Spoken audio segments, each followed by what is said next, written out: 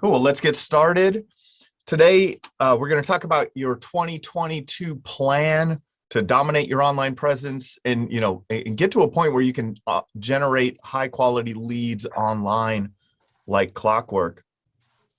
So today we're going to talk first about setting goals, how many leads you need to hit your target, the 3 fundamentals of marketing success, how to optimize your website, your hub for conversions, kind of the big picture of all online marketing channels that you should be tapping into to maximize your lead flow, the latest trends, and helping to get you guys to develop a custom action plan for where you are now and where you want to be. So as always, these things, I put mine on do not disturb. Please turn off your cell phones, your Facebook. Let's take this time, this hour and a half, maybe if we get into some good conversations, to really focus on 2022 and improving your business. So for those of you that don't know who I am and just showed up here like, hey, this guy has a webinar, why not go see him? My name is Jim Aline. I'm the co-founder of Roofer Marketers. We are a digital marketing agency for roofing contractors specifically. I'm the co-author of 2 books on the subject, Internet Marketing for Roofing Contractors and The Best Known Roofer. I speak at almost all the industry events. Win the Storm, I'll be at IRE speaking coming up. That's the next one I got. Then Win the Storm after that. RoofCon, Roofing Process Conference probably after that. We're members of the NRCA. We are the preferred digital marketing company for ICO Roof Pro partners. I am a member mentor in Adam Bensman's Pitch Pro movement. We're a Google partner, on and on and on, as to why I can provide you with some good information today. Really what it comes down to is this is what we do. This is what we do as a business every single day is help roofing contractors with their digital marketing. The way we look at digital marketing, our philosophy is really based around 3 core principles. The first principle is to maximize the opportunity to generate a lead for your roofing business. And that comes through Google, through social media marketing, all of the ways online that you can attract a buyer, a customer to your business. The second part is to maximize your brand impressions to those perfect customers. The more people see your brand, the more that builds trust. So in developing those impressions to your perfect customer, that's where it leads to better results, better conversion rates, and more business for your company. And then that's where we talk about maximizing. Our third principle is to maximize conversion rates, and we'll talk about some of that on this presentation today, or this today. So we're going to start off. Like I said, this is an interactive presentation. If you have a chance, throw your camera on. If you're in a good spot for that, if you're not up on a roof doing an inspection or something. Eduardo, how are you today, man? Very good. And you? All right. Unfortunately, with that Bears hat on, I'm going to have to ask you to leave. Nah, just kidding, man. Why? We'll settle who's the worst team in the NFC North this weekend, the Vikings or the Bears, right? Yeah, I know. But anyways, nice to have you on, man. Thank nice you. to have you on.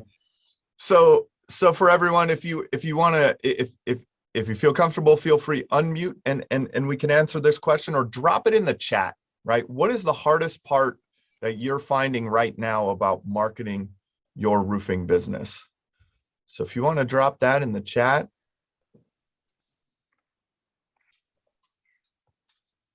Everyone's quiet today, huh? Oh, there we go. All right. Drew said, managing being responsible for being everywhere. Yeah, that's not just a marketing issue. That's a business issue, right? There's a lot of parts and phases to business, and there is a place in business where you wear all hats. So time, Time, Drew? Yeah, Jim, I think just you feel like sometimes you're just putting out the fires and Yeah. running here, doing there. Oh, I haven't posted here. Oh, I got to take care of this. Oh, these guys need one more bundle of that. I got to That's follow up right. with something. Just every little thing. But I think the biggest thing is just, managing your time, because that everyone gets the same 24 hours in the day. It's just, That's right. Figuring out how best to use that time and not, not lose your mind. It's in the process. Definitely. And time is one thing, right? And so in business, it's either time or money.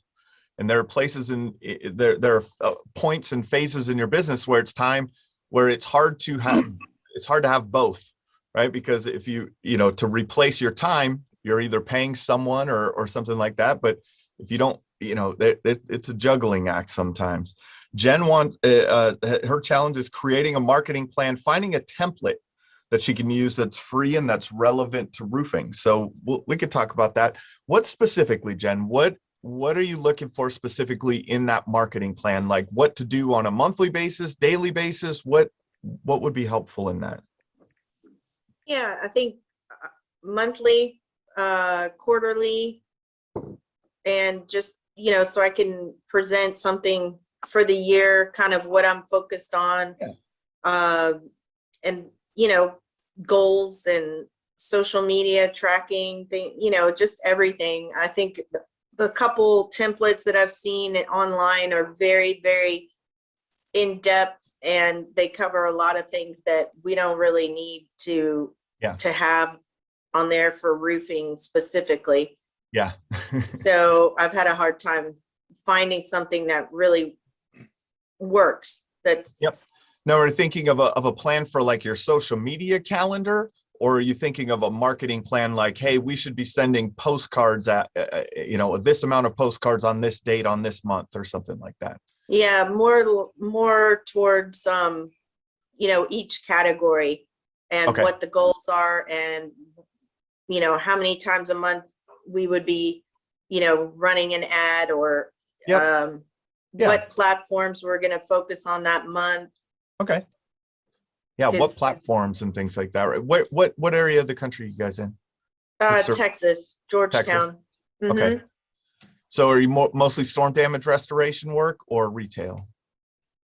It has been storm damage, luckily, the past couple of years. But in the off season, before March hits, it's the slower time, so we have more time to focus on planning and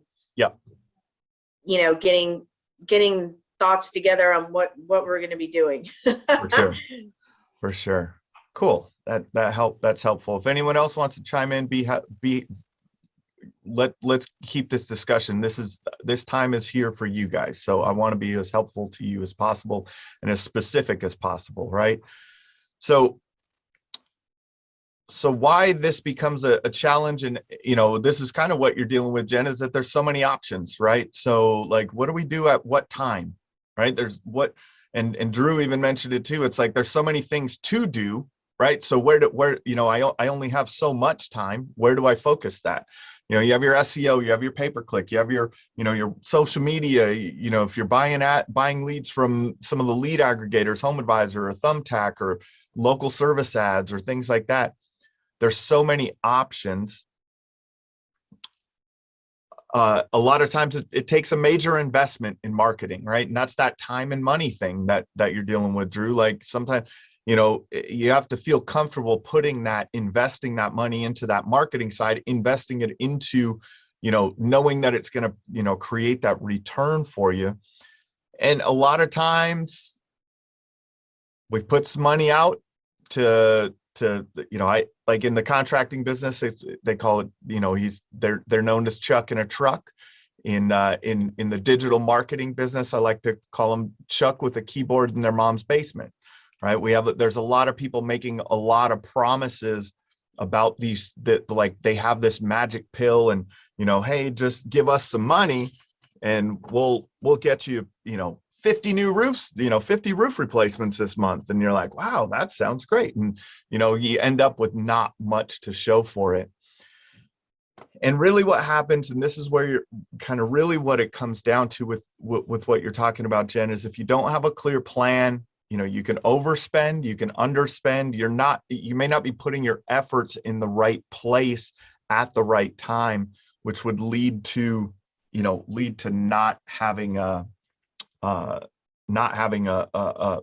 good plan there. So Marin also is talking about harnessing the deep power of YouTube, which is what the owner wants to focus on with marketing. Cool, we'll get into that too. Good thing to go into. That's kind of some of the future trends of digital marketing. YouTube is it's a very established platform, but YouTube ads is a big thing. It's become very popular. I haven't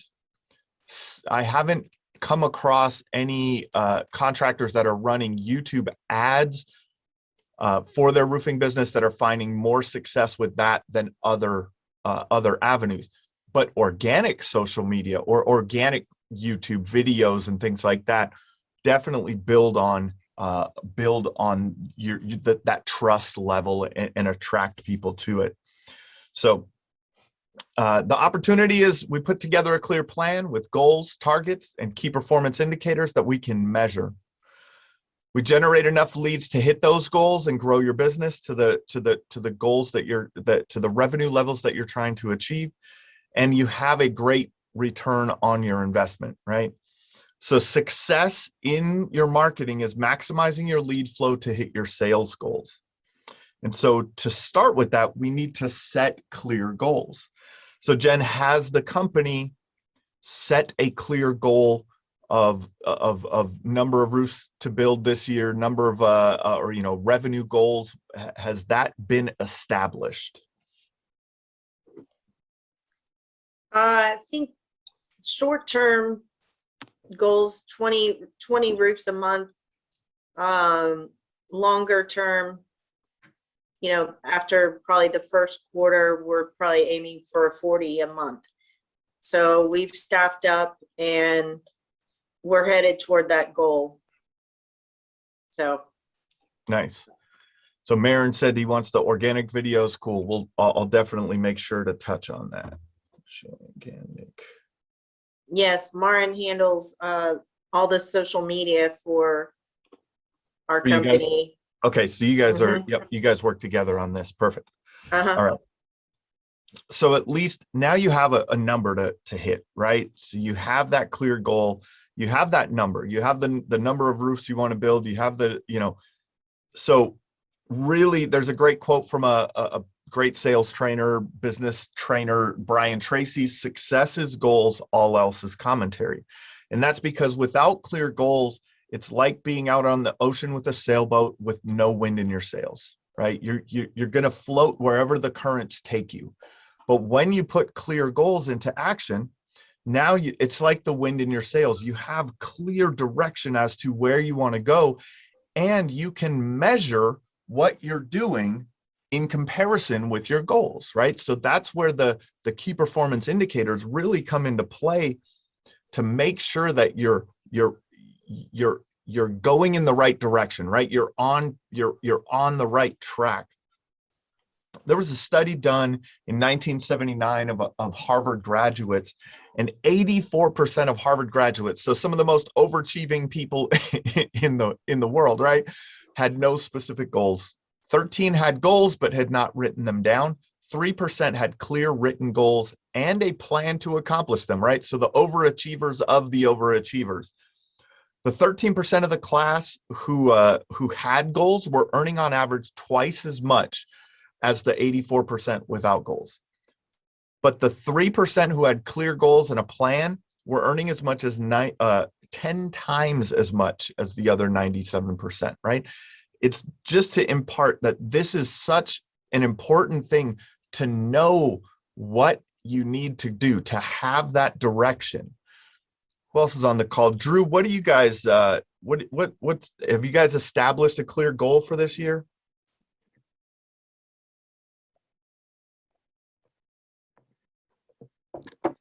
Or Eduardo, you guys, how about you? I'm not. Yeah, we just starting, and This advertisement. I just opened my company, so I'm Nice. new at this. So Nice. very Even new. when you're new, right? What would be, let's just say it, like what would be, let's talk about what would be a, like, hey, my goal to pay all of my bills and not get behind on rent or my mortgage. What's my revenue goal for the year at that level, right? And then you set another level, Eduardo. You set if I hit this number, I'm going to be really happy in my first year, right? So maybe the first number is 500,000 in revenue, right? But if you hit 1 million, boy, that's, you know what I mean? Like that's where that will reinforce that you made the right decision to open this company, right? Like that you're really on track to what you're doing. So think about that number. Take some time as we're going through here. Think about that number because that's going to make a big impact, right? If you just go into your new company without just like, hey, I'll take what I get, right? I'll take what I get, and you're going to get what you get, right? But Right. if you have a clear goal, if you're like, hey, man, my goal is $1 million this year. When May comes around and June comes around, are you in the Chicagoland area? Yes. Yeah. So, right now it's not the season, right? Like, Yeah, I know. right? It's really cold. It's below zero right now. So That's right. So when you get into June and you're looking at how, what you have in your, in your pipeline, how many roofs you've built through, starting off in the spring, you're going to be able to start to gauge, man, am I on track or am I off track?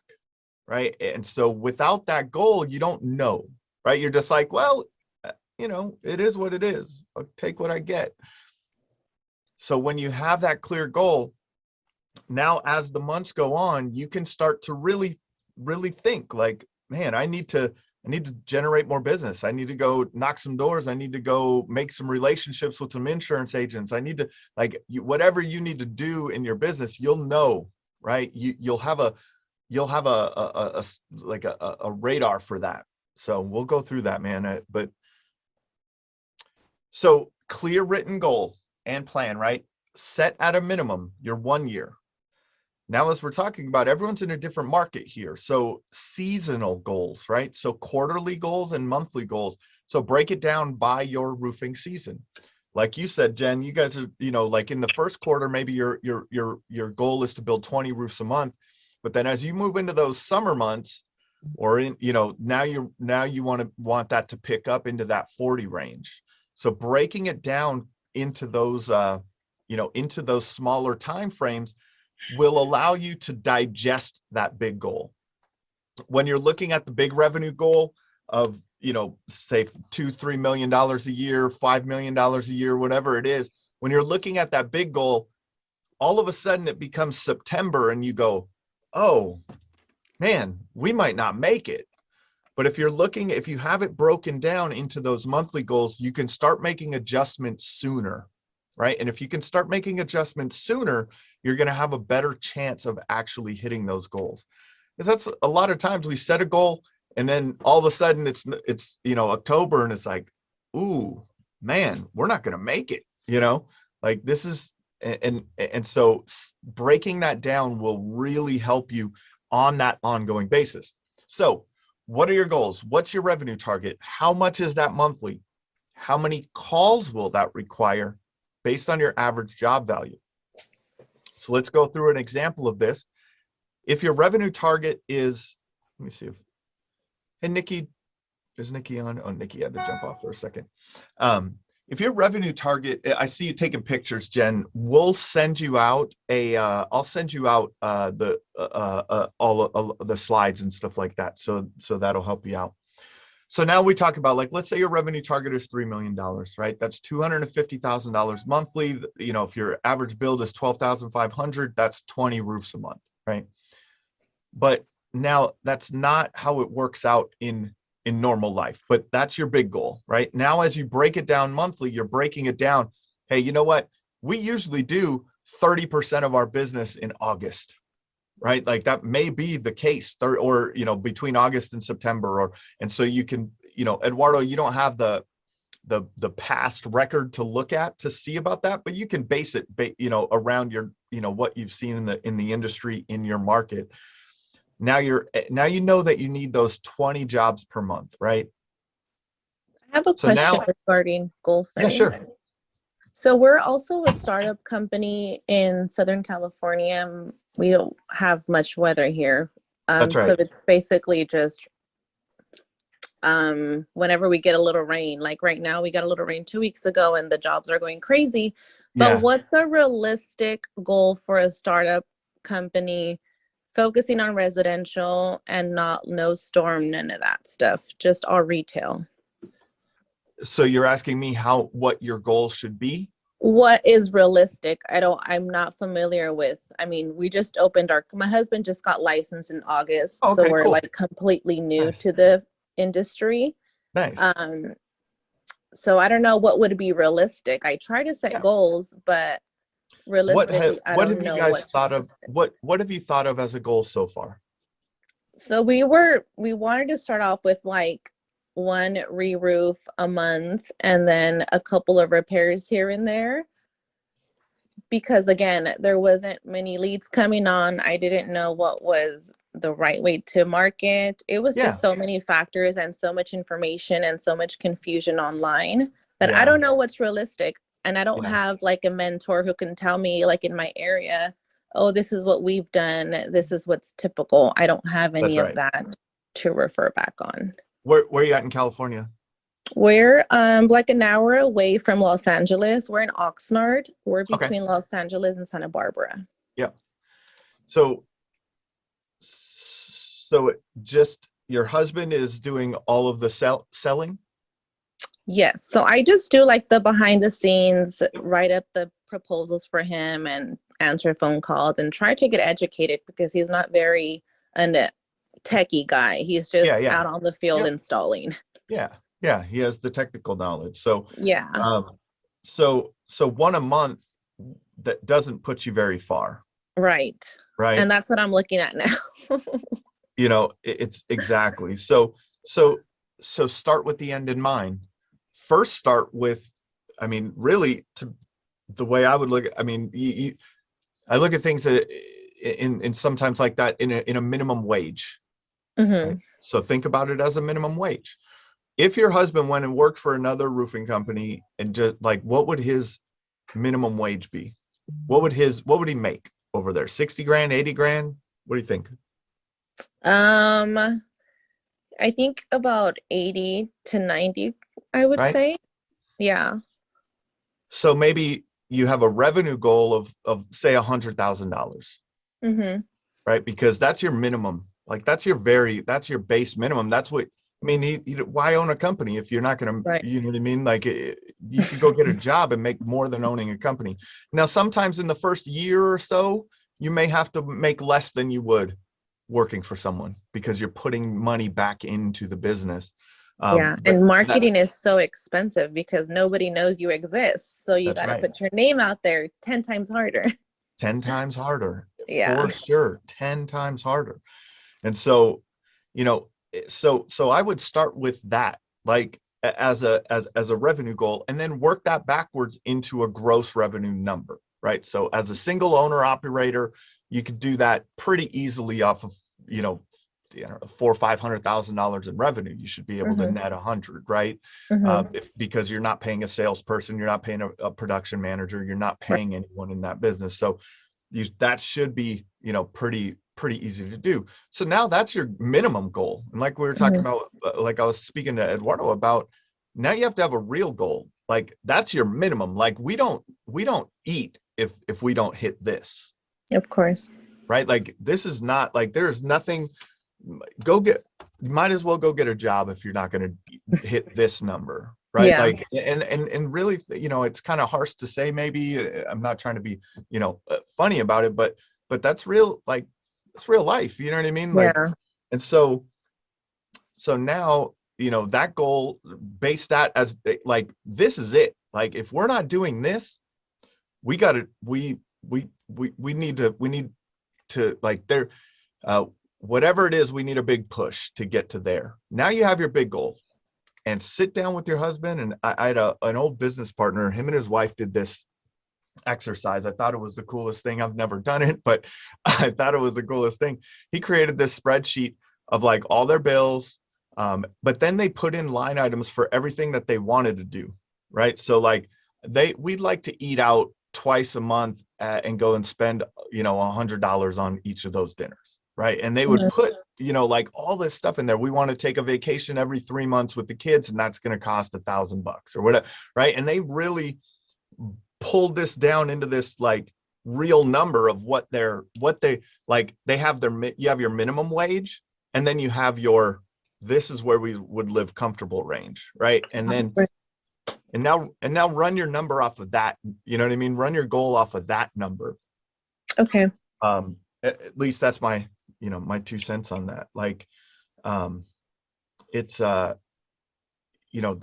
really, it should help you, right? Okay. To get to that, right? And Yeah, now, yeah. once you have that number, now we need to figure out what's your average conversion rate from someone who reaches out to you that has a need to how many you close, right? And then you make that, now you'll know how many leads you need per month to hit those goals, right? So if your average conversion rate is 25% from someone calling in to completing that job, you'll need 80 leads per month to hit that number, right? To hit that what did we say, 20 roofs a month, right? This is something that I like to overestimate. I like to go on the low end, right? Like if we really close 40%, I might put in 30% as my closing rate because I want to overshoot. I would rather overshoot than undershoot, right? Because if you undershoot, you're never going to hit it. If you overshoot, you have a much higher chance of success in that. So, basically you take your average revenue goal, your annual goal, your monthly target, average job value. So you're going to look at those replacement jobs and those repair jobs. What was your name? Sorry, I forgot. Shield Roofing? Claudia. Yeah. So, break that down, your average jobs, and you could break it down into repairs and replacement. You could break this type of thing down even more, but how many jobs would that require? How many leads do you need per month? So now, as I was saying, as you're going through the months, it's not just, you really have an indicator. You're like, man, we needed 20 calls this month, but we only got 10. Mm-hmm. Like now you have an instant indicator that we got to get back on track. We need to find a way to get more calls in that. So, we kind of talked about it, right? What your goal is, how many leads you will need to get there. That's kind of the basis of it. The basis of it. Right. And if you don't know that, you don't know where you're going, you'll never get there, right? Because you don't even know where you're going. So exactly. So now let's talk about marketing, right? And your marketing message. The fundamentals of marketing can be broken down into your market, that's the who, your message, that's the what you're talking to your market about, and then the media is how you are expressing that, or how you are getting that message in front of those people, right? Your perfect audience. And that's kind of what Maren was saying, like, the organic videos on YouTube. YouTube would be a how, right? The message that you put in that video needs to speak to your perfect customer. If you could see that relationship there. So we'll start with who your ideal customer is. Everyone is going to have a slightly different ideal customer. In marketing, we call this a customer avatar. You may have many of these. You may have more than one of these, but it's an exercise that if you do this exercise for each one of your customer avatars, going through this exercise will help you get to know them more and understand how to speak to them in your marketing and even through your sales presentations and everything, right? So we'll start off with like who your ideal customer avatar is. Well, let's say this is a maybe a storm damage or a retail. Let's call this a retail re-roof customer avatar. They're a homeowner. That's one thing, right? They're not a renter. They're say 35 years of old or older. A lot of times, they're typically female, occasionally male, married with 2 to 3 kids. They're a head of household. They have an annual income of say $65,000 or more. So thinking about that in your area, right? Who is your perfect customer? Who can you get in front of, and how do you speak to them? They're family oriented. They're reliable. They're easily frustrated. Maybe they're not handy, right? Those are definitely a perfect customer. They like gardening, crafts, things like that. They live in the suburbs in an upper middle class neighborhood. They take an interest in their community.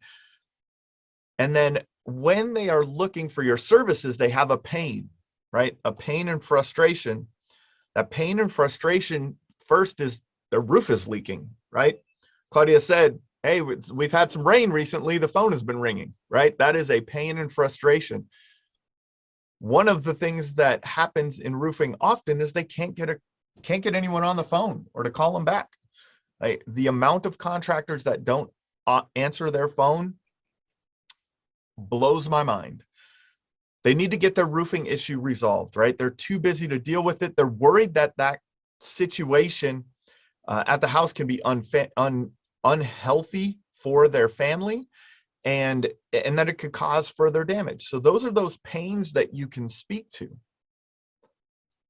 So now they also have fears, and then there's implications of those fears. So they have a fear of being ripped off by contractors, right? How many times have you seen on the news? I'm sure everybody has that local news reporter person that's like the scam guy, right? And they're like, there's always a news story about, yeah, this contractor took this grandma's money, and right. They have a fear of being ripped off, but they also have a fear of paying too much for something that they could have gotten for a cheaper price. Having their home damaged by faulty workmanship is a fear. Having to wait around is a fear. Being inconvenienced, having a disaster in the house by the work that the contractor provided, and then also that the bill will be more than they can afford, right? If you've ever sat at the kitchen table with a homeowner on a roofing sales, in a roofing sales presentation, no one wants to buy a roof, right? It's not like, all right, we get to buy a new roof. Like, it's not like a new kitchen. It's not like a bathroom remodel, right? And most people in this country don't have a bunch of cash sitting in the bank. So they're worried that they can't, that they won't be able to afford it. They have goals and desires. Their goal is to get the roof fixed, have the issue behind them, have a well-kept home, taking care of their family, living in a nicer home, driving a nice car, keeping the kids healthy, spending more time with their family, travel, respect and approval from, keeping up with the Joneses, respect and approval from their friends and family, and peace of mind. So this is an example of a homeowner looking to buy and, looking for a new roof. So you want to identify your perfect customer. So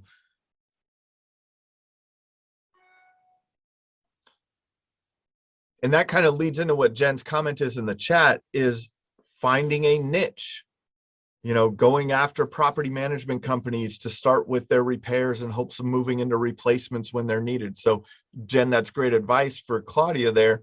Like, and this really fits into that customer avatar. That property manager or property management company is a different avatar, right? That property manager within that company has different goals. Their goal may not be to being ripped off or overcharged. Their goal may be that they get quality work done on that property so that they don't lose the management of that property, right? They have a fiduciary responsibility to take care of that property. So there's different things, right? Commercial is going to have a different customer avatar. even within commercial, right? An industrial property owner is going to be a different avatar than, say, a small restaurant owner, right? There's different customer avatars. And really the kind of an easy saying to understand this is, if you can see Joe Jones through Joe Jones' eyes, then you can sell what Joe Jones buys, right? So if you can understand your customer, you can speak to them in a way that hits on all of those pain points and frustrations, that allows them to, to much easier to work with you. So let's throw around some ideas, right? Like, what could your, now that we know the market, right? So Eduardo, who is your market? Who's your perfect customer? Are you going to do residential re-roof retail work? Are you going after storm damage restoration, residential, commercial? What's the goal? So me, but commercial. Okay. So, TPO work, coatings, repair, replacement, maintenance plans. What's the focus? Well, TPO, modified bitumen, Yep. re-roofs, and all of that. So that should be my target market for me. Yeah. So now you have to think of who owns those buildings, right? Or who makes the decisions on Right. who re-roofs those buildings, because a lot of times those are different people. Those 'Cause- people are more worried about a cost benefit analysis, right. right? This is a capital expenditure that they're going to be making into this roof. How is that going to improve my investment? Right? That's a different mindset than the homeowner not wanting not wanting mold, from a leaky roof. That's a different, they're very different decisions. So take some time and just write things out that, man, these people would be like, this is the way they think. This is what's important to them. Right. And when we understand what's important to them, now we can develop the message. Right. So why would someone choose to do business with you versus the competition? Right. You can speak to that if you understand what they want, what their concerns are. Right. Their fear, they have a fear of making an investment into that building that doesn't create a return on their investment. Right. Like that's a fear that they would have to deal with. So expressing that why they should do business with you versus the competition may be, hey, we understand the investment that it takes to make your roof, to make your investment perform better, right? That may be why someone would choose you versus the competition. And if you said that out in a marketing message to them, they're going to respond to that differently than saying, we're great roofers. Right? It's finding the language of those of the people that you're speaking to. So anyone else, Jen, chime in. What are some of the things that that you would express to your messages? Why should someone choose to do business with you guys versus the competition?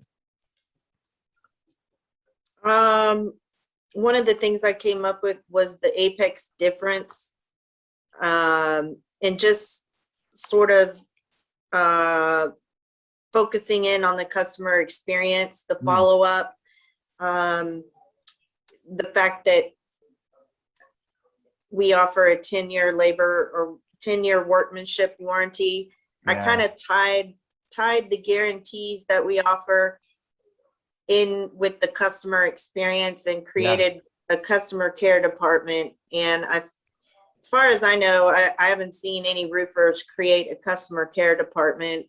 And so that's not something. As many. Yeah, not very few, right? So you're thinking of that, and you're thinking of that homeowner in terms of what would I want as a homeowner, right? I would want to be communicated with well, right? So you're expressing that to that homeowner. Hey, we communicate. This is part of our Apex pledge, or I can't remember exactly what you called it, but right, this is part of it, and that's your message to the consumer. What benefits do you offer them that they'll resonate with. That warranty, the workmanship warranty, the communication, all of those things are good, are really good, and thinking differently than other companies. Mm-hmm. You know, they're things work, but they are standard, right? Free inspections or estimates are kind of standard, right? But, you know, upfront pricing, straightforward pricing, things like that you're communicating to them that, hey, this is going to be the price, right? And we're not going to, you know, when we give you a price, it's the price kind of thing. The satisfaction guaranteed and the warranties go into that, right? Like that, hey, we're going to take care of you for years. You're local to the area. That's it's a big one, especially during storm season in Texas, like, because a lot of companies are not local to the area. Financing options are another thing that people respond to because people don't have money for roofs, right? Fast same day estimates, money saving offers, expressing that, how you leave the job site squeaky clean, how you're going to make sure that their rose bushes are intact, that there's not going to be any nails in their driveway for them to run over, that, all of these things are things that those customers are thinking about at that homeowner. If you're thinking about that homeowner avatar, speaking to your track record on the commercial side, Eduardo, that speaking to your track record of, hey, these are the projects that we've completed. This is the outcome of those projects and how it has benefited the owners of this building by working with us, right? Showing that great service guaranteed. So getting into those messages on a very clear basis will really help you. So now we can look at the media, right? In your media, we start with, in digital marketing, we always start with your hub, and your hub is your website, right? All of the marketing you do, a lot of those people are going to end up back on your website. No matter if you're running Facebook ads, if you're doing Google ads, if you're, doing YouTube videos, if you're doing, if you're buying leads from Home Advisor or something like that, people are going to come to your website to look at your company. They want to see what you look like. I just did a podcast with Adam Bensman. It'll be out Monday.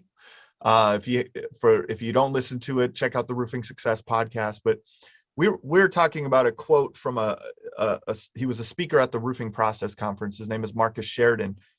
And the statistic that he talks about is 80% of people have made the buying decision before they call you, right? Think of how you buy, right? Like I'm a researcher. So I'm online, I'm finding people, I'm doing my research before I call, right? So I'm looking at your reviews, I'm looking at your website, I'm looking at maybe your Facebook page and seeing how active, if you have some, projects that I can look at that you've done, and right, there's all of this stuff. But your website is what you want to make sure that it's set up to convert visitors to callers, right? It has to be mobile friendly. It has to be, it has to speak to that customer avatar. Eduardo, your website will be much different than Apex's website, right? Because you're speaking to two different customer avatars. You're speaking to those frustrations and things like that. You have authentic images that resonate with that perfect customer, right? So if you are doing commercial work, you'll have, maybe you have your equipped or a lift out there that's wrapped, it has your logo on it, and you're like, there's stuff that makes that visual representation that they should trust you. Videos for each of your services, if you can, explaining why someone should contact you versus the competition, showcasing your online reviews, making it easy for them to take action. So never play hide and seek with your phone number. Put it very, very prominently displayed up on, in the upper right-hand corner. Big font. Don't hide that. That's what you want people to do. Have a schedule free estimate button or schedule free inspection, however, it's best worded in your area. Get the basics in order, or, making sure there are calls to actions, giving them the opportunities to engage in communication with you in different ways, like chat, and leverage SMS and marketing in that marketing. So with your website, we could do this. I might have, we're starting to kind of get a little short on time, but at the end, if we want to look at anyone's website, I'd be happy to do that for you. So pull up your website, think about how it looks and if it speaks to that avatar. And think about what conversion elements you would implement, what things you can do differently on your website that would make it speak to that avatar more and make it easier for them to convert into a phone call. So, all right. So one of the biggest challenges for roofing companies is unconverted leads, right? The phone may ring, someone may fill out a form on the website, but then it doesn't go anywhere from there. So with form submissions on websites, the statistic is that like 50 to 60% of inbound leads don't convert, and 90% of all web forms fail to convert, people just typing in the form. And a lot of that has to do with the communication rhythm that you have with that customer once they submit their information. Leads that are not followed up with within 15 minutes go cold. And even further than that, leads that are not followed 80%.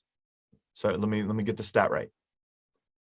Leads not followed up within 5 minutes, you have an 80% less chance of ever getting a hold of that person. Okay, not ever closing the lead, not ever closing that customer, ever getting a hold of them, because once they're past that 5-minute mark, they start filling out the form on the next website or calling the next company. They're not going to wait for you, right? The average customer needs to be followed up with 5 to 7 times before booking. And a lot of times today's customers prefer different methods of communication other than just a phone call, text messages, emails, things like that. So you need to leverage marketing automation to follow up with these web forms within the first 2 minutes of submission via phone, email, and text message. You need to automate the follow-up so that every prospect is touched 5 times and you're able to engage via two-way text messaging. So this is kind of what that looks like in kind of a chart, right? So it doesn't matter where the lead comes in from, Google ads, Facebook ads, Home Advisor, Google local service ads. They fill out that form on your website. From that form on your website, now a text message and an email goes out to them immediately, right? Or a phone call goes out to them immediately. If they don't respond in, say, 10 minutes, shoot them another text message, maybe send them another email, right? Maybe that next one goes out and it has a calendar booking feature where, hey, saw you filled out the form on our website. We haven't been able to get a hold of you on the phone, but if you'd like to schedule an appointment with us, here's a calendar to schedule on, right? So you're giving them all kinds of options along the way. And all of this can be automated through technology these days. I know that this is a slightly exaggerated number, but I want it just to really impart on you that, if you have a 30% conversion rate on 100 leads with no follow-up, you book 30 jobs at an average job size of $10,000. We're talking about $300,000 in revenue. If you up that to 70% because you're doing so much automated follow-up, now that's $700,000 worth of revenue. Here's what I want you to focus on here is that's the same number of leads, right? So you got to squeeze the juice. That's where there's money in that follow-up. And I think that's where a lot of the contractors fall short. And Drew was on here, he had to jump off, but like what Drew was saying with time, right? A new lead comes in, you're up on a roof doing an inspection, or you're sitting with a homeowner, and like there's so many things that can happen there that if you can figure out the way to squeeze that juice, your marketing dollars will go much further. And it's an old marketing saying, but the person who can pay the most for a customer will always win. Right? The company that can pay the most for a customer will always win. The reason that they're paying it, the companies that are successful in paying the most for a customer are the ones that squeeze that juice out of them. They're the ones that have processes in place to really go above and beyond in, you know, not just in getting a hold of people and booking more jobs from the incoming leads, but also from getting referrals and building those relationships for the long-term value of that customer. So it makes every lead you generate more valuable. So let's talk about things that you guys learned, noticed, would like to share. Eduardo, what has this helped you think about? Well, I got more at the beginning of this how you were speaking, I didn't have any idea what's my targets and everything, you know. Yeah. Now I'm figuring out more a plan to do it, you know. Yeah. Like I haven't thought about it like you said, like thinking more about the customer, how the way they think, what they need. So I got a lot of ideas that I didn't have Yeah. in mind. So It's important, right? Can you see yeah, how that changes the conversation with them, right. right? So Whether you're, you know, whether you're going door to door on property manager to property manager trying to build relationships, or you're sending direct mail, or you're cold calling, or whatever you're doing, the conversation, the words that you use change, and right, those words resonate with them. That's right. awesome. Thanks for sharing, man. Jen, I know this isn't your easy fill in the blank marketing plan, but hopefully it's kind of helped you organize some things in regards to that. Definitely. And did you happen to have any suggestions on the automated lead response? Are there companies that maybe you could suggest a few? Because I'm not familiar with anyone who does that specifically. Yep. Yeah. So automated lead response, some of the providers that we've worked with, or solutions that we've worked with through the years, call tracking metrics is one that we use. That doesn't send the emails. It'll send one text message off, but it does do a what they call a form reactor call, so that when someone hits submit on the form, it will make a phone call to them. And if they answer, you're on the phone with them in like 20 seconds. That's a solution. Call Rail is another one that has that option in it, right? That you can do that, right? And both of those solutions will give you that foundation to at least, you know, that initial part of it. And at least you're able to track the sources and things like that too, because you'll have multiple tracking numbers. And we'll go into that in just a second, into key performance indicators. But then we're launching a software where only our clients, it's available only to our clients right now. It's called Contractor Boost AI. And that's what that screenshot is from, of those kind of, we do everything. So it produces calls, text messages, emails, all of it within that system. And then a friend of mine who owns a roofing company, he used a company called Chirp, and they do more SMS text messaging follow-up. They may do email also. And that's another potential solution to get at least parts of that going, right? What else is there? That's about it for that, right? Some of it has to be done manually, you know, if you don't have those in place. What CRM are you guys using? AccuLynx. AccuLynx, yeah. AccuLynx has nothing on the front end there. So that's where AccuLynx and Job Nimbus are both, and Job Progress. There's a gap in most of the roofing CRMs, or, you know, project management systems, and it's on that lead. It's on the management of the lead on the front end. They really don't have a good job of that. I've been on the call with Ben, the CEO of Job Nimbus, and had this conversation. Like, there is a gap there. That's why we created the Contractor Boost AI. I don't know if we're going to be, I'm sure at some point in the year we'll be releasing that as a standalone system, but right now it's only for our clients. So Okay.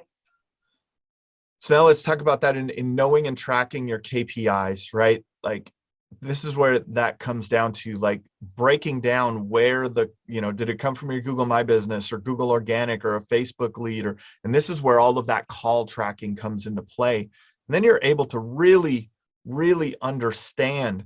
Now you have your goal, right? You know how many calls you need. Now you're breaking that down by lead source, and you're watching, oh, this is performing better for us than this. Really, in doing many marketing strategies at once, you have a higher level or a higher chance of hitting your goals, right? Because some months Facebook ads may not work as well, right? Just for whatever reason, they just didn't connect that month. So your lead volume might be lower, but your Google ads did well that month, right? So there's this balance. And if one of my favorite quotes is from the business philosopher, Jim Rohn. He passed away many years ago, but his thing was, if you, in a business, you need 5 to 7 lead sources to have consistent lead flow. So if you're relying on one lead source, you're not going to have consistent lead flow, right? One lead source is always going to be referrals, right? That's a lead source. In residential roofing, sign calls, right? That's a lead source. Door knocking is a lead source. Direct mail would be a lead source. Facebook ads would be a lead source. Organic social media, YouTube content would be a lead source, right? All of these are lead sources. The more you have, the more poles you have in the water, right? The more opportunities you have. So we talked about having a clear goal and target, clarity around your market, media, and message. We've made sure that our website and lead flow process is optimized, and we put together a simple tracking, right? Tracking KPI measurement. And in doing that, so we can move on to like some of the key trends, unless there's any questions. If there's any questions, just jump in at any time. But key trends for 2022, you have to have an all-in perspective. It's omnipresence. It's having all of those poles. It's putting as many poles in the water as possible. It's also referred to as multi-channel marketing. Someone sees your truck in the neighborhood. They go to Google. They look you up. They go to your website. They leave your website. Now you're running ads on Facebook that retarget your website visitors. So now they go to their Facebook page and they see an ad for your company. And then 3 days later, they see another ad for your company and they're like, oh yeah, I meant to call them. And then they go back to Google and they look you up, right? It's this. So you have to have this all in perspective, all omnipresent, multi-channel approach, because that's just the world we live in with these devices, right? We look up something here, then we go to our computer at home, then we're at our office computer, right? It's just this, we're all over the place all the time and looking in different places. So having that all in perspective is going to help. On the commercial side, Eduardo, being present at any group in town that has your perfect customer in it, right? A commercial real estate owner group. Why not go to that meeting, right? Like, those are your people, right? Being in front of them as much as possible. Direct mail, telemarketing, all those things, being touch point. All of that is how you, is kind of a main factor in 2022. And here we go, Maren. Video, more video, right? What would you like to talk about as far as YouTube ads or YouTube videos? Is she still on? I'm not sure if she is, but Okay. we We can talk with you then. Yeah, we have the same boss, so that's right. Yes. So what has he thought about a kind of a strategy for YouTube? Not really. He's read Okay. a couple books, our boss, and has just said content. And Content. yeah, which I agree with, but it became so much that's the only thing he was wanting out of Marin. So she was focused on basically kind of pivoting her role across all the social media channels, kind of starting with YouTube first now, and then fanning it out, and we're not getting, I guess we're not getting the number of new subscribers that I think we should. And that's really tough. And I'm not, no matter how many books I read and all the tips and tricks they give you, it's just, I think, I don't know how to get more subscribers and how to convert those people to actual customers. So on YouTube, it's tough, right? Like, because your perfect customer is on YouTube, but they are like, people all over the world can search that video, right? It's not geographic specific. When people are searching for videos on YouTube, a lot of times they're searching for more DIY stuff, right? But a good strategy, I have you could go back and watch, it's on our YouTube channel. Please go there and subscribe, comment, and all that stuff. It's called the Ultimate Roofing Content Blueprint for social media. And that may give you a kind of a framework that you can use to work through these videos. In video, I think the biggest strategy in video is around repurposing of content. So you start with a big piece of content, and then from that big piece of content, you chop it up into shorter pieces of content.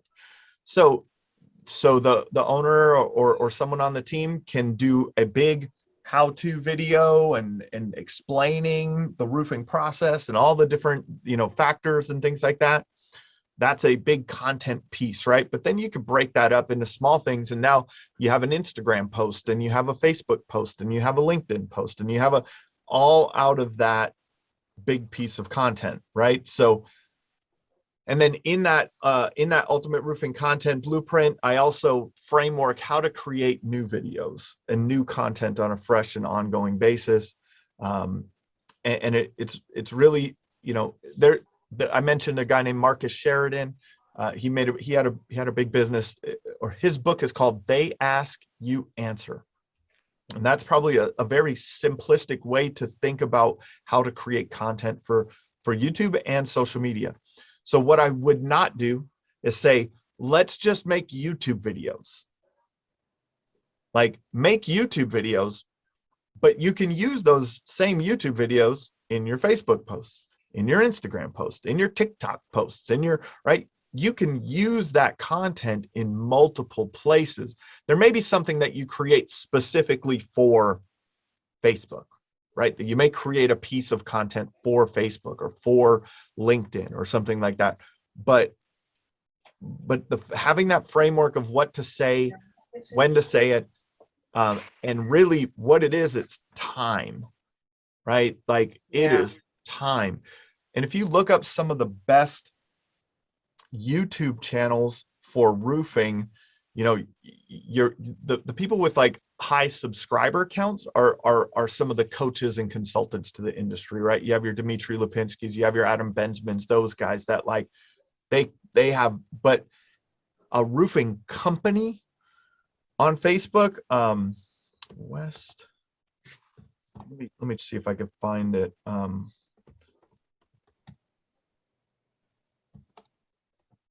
think it's called West. I think they're West Roofing Systems. Okay. It's a commercial roofing company. I think they're on the East Coast, over in the eastern part of the United States. Commercial focused. They do an amazing job of creating content for YouTube. They have I'm looking at their channel right now. They have 240 videos. They have 624 subscribers. They've been doing this for years, right? It's, a lot. It's not an interesting topic to a lot of people, right? Like, it really it just isn't. Now, it's not that there isn't value in that content, because that can be used in so many other places. Now you create a piece of content just say around metal roofing. Now you could put that piece of content on YouTube, but then you can also put it on your website on the metal roofing page, right? And that, so that that's the key with content is that. And then artificial intelligence is really what kicks that up or a notch or not. We post videos, and I'm friends with Adam Bensman. He has like 17,000 subscribers, and his videos get thousands of views. And I was like, Adam, how do you do that? And he's like, I don't know. I just post videos. Like, like there are certain things that you could do, write good titles, write good descriptions, add the right tags. There's certain things that you could do, but really it's if the algorithm picks it up or not. We have content on our on our YouTube channel. Like all of a sudden it's like 1,700 views like that. It's like, what the heck happened? And then we put another video up and it's like 23 views. Yeah. In the same amount of time. They're like, so it's just keep putting that content up. But when you're developing content, build it in a way that it can be used in multiple areas, that you're not just saying, hey, we're putting all this time and effort into YouTube, and if it doesn't turn out, we're just going to, throw it off the list. Like use it, hopefully that's helpful and it makes sense. Thanks. So now, building your 2020 plan, right? This is the, thinking about what are your top 3 internet marketing or marketing initiatives that you need to do to implement to hit that 2022 goal. I made a mistake in the slides here. 2022 goal, right? Like let's figure out those 3 top things. I'm a big fan of the EOS system, entrepreneurial operating system, and it's kind of like focusing on what I can do in 90 days, right? And in that, like, what can I do in the next 90 days that would move my business forward the most? Think about those 3 things. Don't get a huge list of 93 things to do and just stare at it and go, man, that's a big list. Narrow it down. What are the 3 most important things that you can do in the next 90 days by the end of, March that would really make an impact on your roofing season this year. Then move on to the next 3 things and the next 3 things and the next 3 things. But order that list of, hey, this will make the biggest impact in my business. So we've set goals. We've talked about the 3 fundamentals of marketing success, the big picture, how to optimize your website, the latest trends, developing your action plan. If there's any questions, I'd be happy to answer them. If not, please tune into the Roofing Success podcast, where I interview successful roofing contractors and industry experts on how to find success in roofing.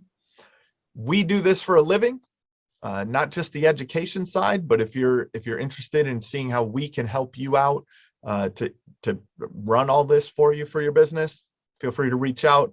Go to roofermarketers.com, give us a call, schedule an appointment, however you want to do that. Any questions?